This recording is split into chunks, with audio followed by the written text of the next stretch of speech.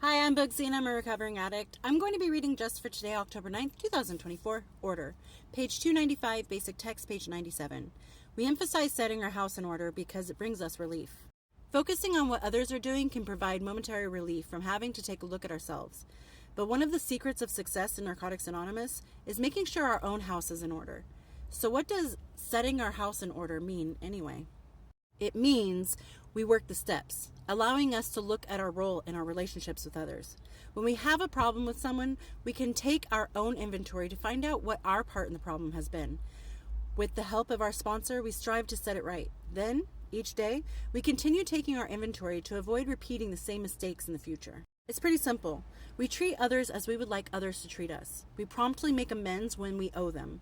And when we turn our lives over to the care of a higher power on a daily basis, we can start to avoid running on the self-will so characteristic of our active addiction. Guided by a power that seeks the best for everyone, our relationships with others will surely improve. Just for today, I will set my own house in order.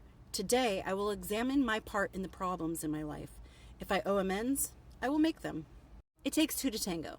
So if someone's stepping on someone's toes, perhaps both of you should take a moment to look at your own feet. Sometimes you're going to react in a situation that may not be appropriate, that could have benefited from taking a moment to take a breath and assess the situation before you reacted. And that's okay. But you have to remember that you are the only one who can control your own reactions. Just because somebody else maybe reacted inappropriately doesn't mean that you can point fingers, because we have all been there where we have made a mistake, we've said the wrong thing, we've done the wrong thing, and we are not here to judge other people. It may annoy us, which is perfectly okay. Like, it's valid for you to be annoyed by somebody's actions, and that's fine. But when you're pointing your fingers and you're judging, you forget that there are so many things that can be judged about you.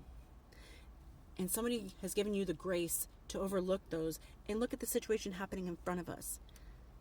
If you go to somebody's house and you're like, oh, the dishes are piling up, but then at your house, the dishes are piling up, you haven't taken the trash out for 2 weeks, you haven't made your bed. I don't make my bed, but you know what I mean. You can't really tell somebody how to live their life when you're not living it the way that you're putting standards out for other people. If that makes sense.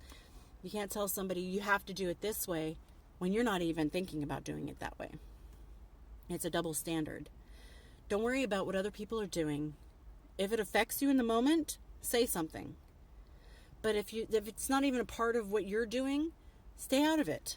I know it's hard to do that. Sometimes you feel unjust because you see somebody getting away with something that you're like, that's not cool, because I know if I did it, I wouldn't get away with it. You shouldn't think like that. You keep doing what you're supposed to be doing the correct way, and don't worry about them, because we've all been in that situation where somebody else was getting reamed at work or at school or whatever, like, hey, you should have done this, and you kind of have that sense of like, yeah. But then maybe a week or two later, you're the one getting reamed. Doesn't feel good.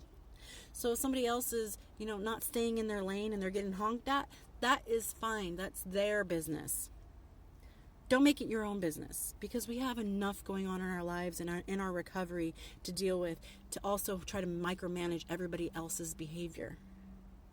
And remember, like I said, you can't control somebody else's reaction or behavior or thoughts or feelings, but you can control your own.